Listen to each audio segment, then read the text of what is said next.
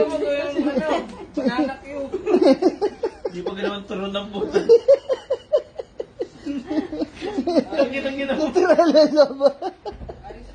Kaya mo yun. Kaya nga eh. Dami po na kinalas na to ah. Ay, ito mo to. Ang sarap. Pang one time. Tingnan mo na. Strawberry banana. Ice cream Tingnan mo na, ice cream. Strawberry banana. With sprinkles. Tikman mo bago ng Alphamart yan eh. Parang gawin wala na. Maniwala O, gago. ka. Hindi yan. Saka ano yun? Titikman mo yung ano lang? Karton? Karton, titikman mo yung karton. Saging Hindi, yung ano ugat. nga. Ano ba yan? I-review mo nga. Ano ba yan? I-review nga daw eh. Banana nga eh. Literal na. Tangina pa turon yan eh.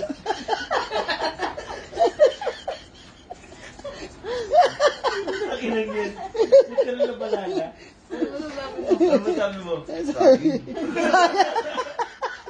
Legit. Saging nga. Banana strawberry nga. Literal lang. Ang sarap pa kanya. Di ba literal? Ano tinikman nyo na una? Ano gagawin mo? Ano gagawin mo sa akin? Lahat. Kamote, kamote. Ang literal lang puta. Strawberry sprinkle in kamote.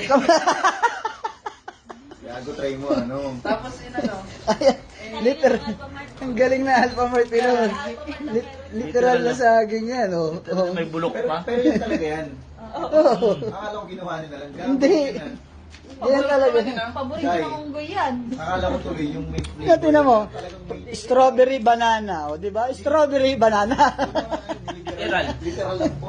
Literal yan, literal. Tapos sa baba, no, hindi kayo